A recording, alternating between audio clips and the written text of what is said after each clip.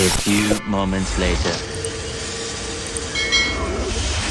एक बहुत ही बड़े उद्योगपति का पुत्र कॉलेज में अंतिम वर्ष की परीक्षा की तैयारी में लगा रहता है। तो उसके पिता उसकी परीक्षा के विषय में पूछते हैं तो वो जवाब में कहता है कि हो सकता है कॉलेज में मैं अव्वल आऊं। अगर मैं अव्वल आया तो मुझे वो महंगी वाली कार ला दोगे जो मुझे बहुत पसंद है। तो पिता खुश होकर कहते हैं क्यों नहीं, अवश्य ला दूंगा। ये तो उनके लिए आसान था, उनके पास पैसों की कोई कमी नहीं थी। जब पुत्र ने सुना तो वो 2 गुने उत्साह से पढ़ाई में लग गया।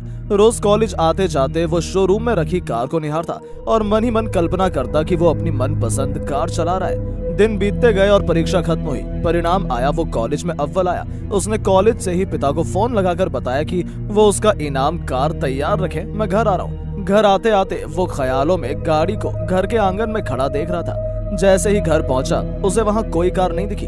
वो बुझे मन से पिता के कमरे में दाखिल हुआ। उसे देखते ही पिता ने गले लगाकर बधाई दी और उसके हाथ में कागज में लिपटी एक वस्तु थमाई और कहा, ये लो तुम्हारा गिफ्ट। पुत्र ने बहुत ही अनमने दिल से गिफ्ट हाथ में लिया और अपने कमरे में चला गया। मन ही मन पिता को कोसते हुए उसने कागज खोलकर देखा। उसमें सोने के कवर में रामायण दिखी।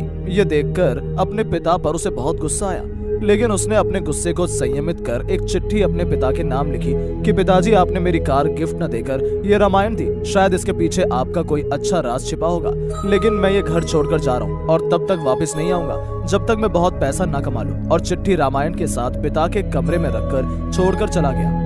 समय बीतता गया। पुत्र होशियार था, होनहार था, जल्दी बहुत धनवान बन गया, शादी की और शान से अपना जीवन जीने लगा। कभी कभी उसे अपने पिता की याद आ जाती तो उसकी चाहत पर पिता से गिफ्ट न पाने की खींच हावी हो जाती। वो सोचता, माँ के जाने के बाद मेरे सिवा उनका कौन था। इतना पैसा रहने के बाद भी मेरी छोटी सी इच्छा भी पूरी नहीं की। ये सोचकर वो पिता से मिलने से कतराता था। एक दिन उसे अपने पिता की बहुत याद आने लगी। उसने सोचा, क्या छोटी सी बात को लेकर अपने पिता से नाराज हुआ, अच्छा नहीं हुआ। ये सोचकर उसने पिता को फोन लगाया। बहुत दिनों बाद पिता से बात कर रहा हूँ, ये सोच धड़कते दिल से रिसीवर थामे खड़ा रहा। तभी सामने से पिता के नौकर ने फोन उठाया और उसने बताया कि मालिक तो 10 दिन पहले स्वर्ग से था गए और अंत तक तुम्हें याद करते रहे और रोते हुए चल बसे। जाते जाते कह गए कि मेरे बेटे का फोन आए तो उसे कहना कि आकर अपना व्यवसाय संभाल ले, तुम्हारा कोई पता नहीं होने से तुम्हें सूचना नहीं दे पाए। ये जानकर पुत्र को गहरा दुख हुआ और दुखी मन से अपने पिता के घर रवाना हुआ। घर पहुंचकर पिता के कमरे में जाकर उनकी तस्वीर के सामने रोते हुए रुंधे गले से अपने पिता का दिया हुआ गिफ्ट रामायण को उठाकर माथे पर लगाया और उसे खोलकर देखा।